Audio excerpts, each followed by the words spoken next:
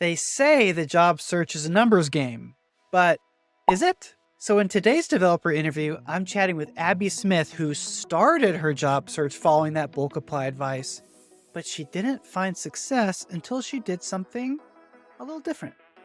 Let's hear what she did. So, Abby, as we were preparing for this, I thought you had a really interesting journey for getting your first job in tech. Can you walk me through at a high level about where you were and how you got to where we are before we jump into each individual step? Yeah, sounds good. So I am a boot camp grad. I come from a background of education. I was a math teacher for several years, and I completed a boot camp through Flatiron School. And whenever I jumped into the job market, it was a little bleak, to say, to put it lightly. So I was going through the process of doing the bulk applying, and I really wasn't too successful. And so I decided to take a step back from my bulk applying, and instead of just clicking apply to every single thing, I decided to be very targeted with my career search. And I targeted specifically education companies, specifically math education companies that are looking for software engineers. And at that point, once I started to find companies that fit that list of parameters, I would start looking at their career pages, seeing if anything was posted, and then if I saw that there was something interesting, I would reach out a cold connect with people on LinkedIn. If they had anything in common with me, I would go ahead and say, introduce myself and ask about any suggestions that they have to help me grow as a software engineer and be the best version or be a best candidate for their company. Um, Through one of those cold connects, I was able to find success. All right, congratulations. I, Thanks. I really like the example of that pivot there. You're doing the bulk apply approach. You tried something different. How long once you did the new approach? How long from start to getting that first job did that take you? Let's see here. I would say I was beating my head against the wall for the bulk apply for about a month.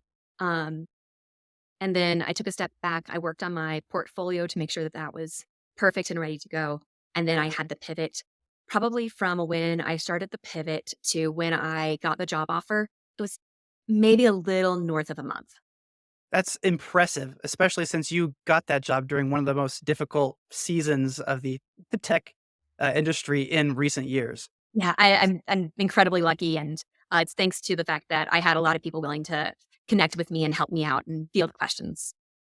Hey everybody, I'm jumping in the middle of this video because I totally forgot to tell you about the best affordable resource for differentiating yourself as a new software engineer.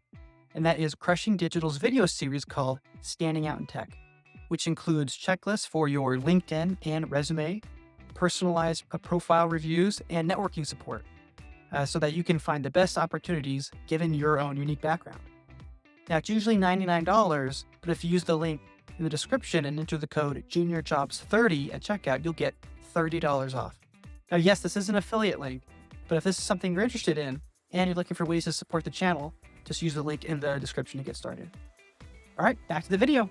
So let's talk a little bit about that before and after, right? So when you were doing the bulk apply, how many responses were you getting back to any of the applications you were sending versus when you leverage your previous experience, targeted specific roles? What did the response rate look like in that second attempt? Yeah, it was radio silence with the bulk apply for me, and it was getting a little bleak. Um, and once I switched over to the more targeted approach, um, I was definitely submitting far fewer applications a day. However, I was making a lot more impact with those applications. And so there were about three companies that I was able to at least to get to that first level of communication with. And then the company that I'm with right now, that was the one that I was able to advance from that first conversation. And that's all I'm saying. I feel like so many people, when you hear them talk about the job search for juniors online, talk about how it's a numbers game. Oh, just send out 1,000 applications. One of them's bound to stick, right?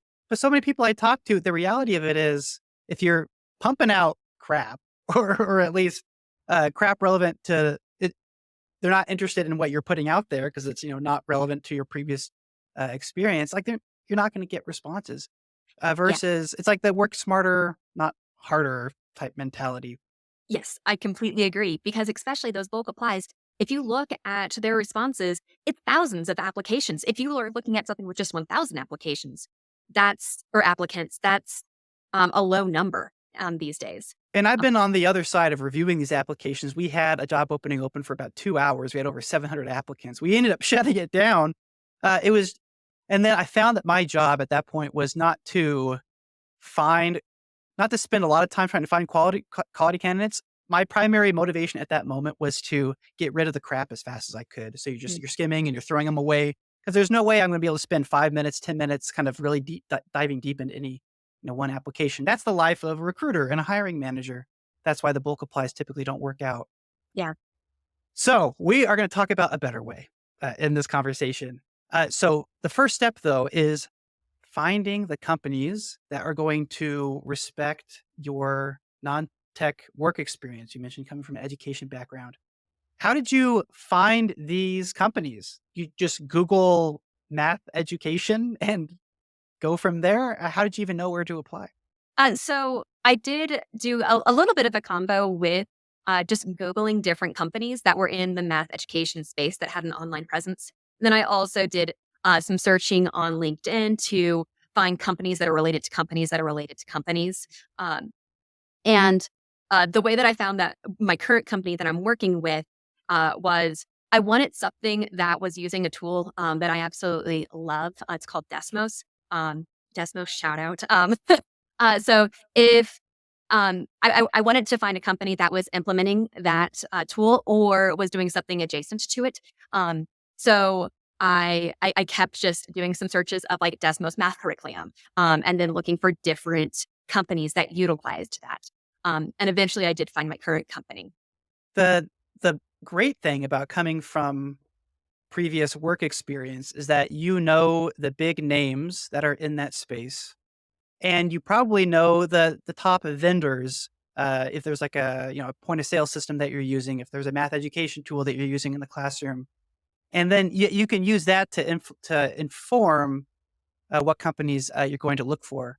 Yeah. S And, like, also, like, it helped me I did know those top levels, but those top levels are looking for more experienced, software engineers, but I was able to then find related to and then another related to, who was Mhm. more willing to take a risk on a junior, and also let that junior have a little bit more of a voice on the education side as well as, the technical. I wanna talk about that related to. I'm actually, full disclosure, not super confident in what you're referring to. You say that on LinkedIn, you type in, like, a company name, and it will say, like, companies similar to this company that or is that, like, a specific type of search that you're doing in LinkedIn? What did that look like? Yeah, so, like, you just exactly what you said, type in the company that you were looking for. So for me, it was Desmos. I went ahead and typed that in. And then, once you get a certain, scroll down, you start to see, oh, companies that you might also be interested. And so I'd click on them. And then I'd Okay, and go you to just go other down reviews. that rabbit hole Exactly. related to. Okay, very good, yeah, because the big name vendors, there's always gonna be, a new startup in some space, some smaller size company in that space, and I mean, they're not gonna be the first result that you see when you do a generic search, but there might be several layers deep. Okay, I got that, okay. So then you found, a list of companies, that were relevant to, the position that you were or the space that you were interested in. And then as far as finding openings for those companies, where did you look for those? I would look on LinkedIn, but I found more success just going to the company page and looking at their careers. Because a lot of the smaller companies can't necessarily or don't want to necessarily advertise on LinkedIn their careers because it costs them money to post those jobs. And also, they're going to get just an onslaught of Mhm. applicants. And so, my conjecture is they're only looking for people that have actively sought them out instead of seeking out people who are seeking jobs. Sure, that might be an element of it. I know hiring managers that I've talked to have mentioned that it's a cost avoidance measure. They may get 1,000 applicants, they put it on LinkedIn, but that's going to cost them money. Mhm. Or they just have it on their website, and maybe they only get 50 applicants. That's still more than enough for them to be able to sift through and find somebody. They don't necessarily need the broader exposure, and they don't necessarily have the budget for that broader exposure. Mhm. So that's a good highlight. So you found the opening on the company website. Did you apply right away, or how did you approach your application? So I like to customize all of my materials for that specific company. So that takes a little bit of time to customize everything. So while I was in that process, I did a lot of cold connects with people who worked for that company. Specifically, I looked for people that had boot camp grad education. And another list of people that I look for is people that have been educators, women. But in this situation, I connected with somebody who had a boot camp experience. Um, and I also connected with one of the project managers. Um, and I went ahead and showed them my background. I said, "Hey, I'm really interested in working for your company. I noticed that these are some of the core values, and that's what draws me. Here's my experience. I'm just curious how I can become a better applicant for your company." And then I would get information back saying, "Actually, you look like you have the start of what we're looking for. Why don't you talk to this person?" And so they gave me a referral to the person who's in charge of deciding who they're going to talk to and who they're not going to talk to for these job applications. So somebody who you've never met before actually referred you to an executive or leader in the Mhm. company Yep. that they Yeah, worked for, and that's how you got your introduction. yeah, yeah. And what was nice, once I made that initial connection, they actually started to fast track my application process because they wanted to go ahead and get me on board because of my background. My educational philosophy was completely in line with this company. Um, and additionally, they are willing to take raw talent and put in the time and effort to mold that raw talent in hopes of creating software engineers that will stay and elevate their platform. Yeah, absolutely. Every, Yeah. every company wants a developer to stay, and Mhm. if you can show that you are aligned with their values and their mission, I mean, it makes you less of a flight risk, especially for junior developers when they say that the average, who is it the latest? The average software developer stays at a company for like 18 months. Um, because they're chasing money. And I think Yeah. if you look at it from one angle, yes, you can make more money if you job hop. But I think the hope there on the company's side is that, hey, if we're aligned on values and mission, maybe I can get some money, money back, some value back after I invest so much in you, Right. in training you up. So I want to talk about that message, that initial outreach. So you mentioned you found somebody on LinkedIn that worked for those companies based off openings you saw on the websites. Mhm. In that outreach, you mentioned, "Hey, here's some core values. Here's my skill level." Did you mention this or send a link or the specific opening that you found on the website, or did you just kind of leave it open for them to kind of guess what you were interested in? Well, I didn't refer to the job specifically right off the bat. And that's largely because of advice that other people had given me. I was a cold connect person all the way. And I'm an introvert. This is terrifying for me, but I had to get over it and do cold connects. And some of the biggest suggestions that people gave me was saying, don't talk about the job opening right away. Ask about how you can become a best fit for this company. So that way it looks like you're just showing interest of molding yourself to be the best version for, like to be a really good applicant for this company versus just chasing a job. Gotcha. Which was a very transactional type of communication Exactly. versus Yeah. just trying to start a conversation. Yes. Yeah. So Okay. that's why I typically avoided talking about the job openings in my initial connect. So whenever I would connect with a person, whenever I connected with the people at my current company, I wouldn't ask about the current job opening right off the bat. Instead, I would show them my portfolio and tell them about my skills that I have and ask, where do you think I need to grow in order to become a, uh, a highly skilled employee for this company? Because I appreciate these values. And I And that did that. obviously it paid off for you. Yeah, yeah, it did. Yeah, and I love it. Like my company, I appreciate the mission, and I also appreciate the fact that they're willing to invest in me to become a more skilled software engineer. Wonderful. What a great example. So let's talk about that step then we're on it right now. So you've reached out to somebody who worked there. That was a bootcamp graduate. You got referred to the leader over hiring for a specific team or role. Yep. Um, what did that conversation look like after that referral with that So second individual? yeah, he actually just said, "I think you look like you have a unique background that could be helpful. Why don't we go ahead and have a conversation?" And so immediately I had a 30-minute conversation with this person.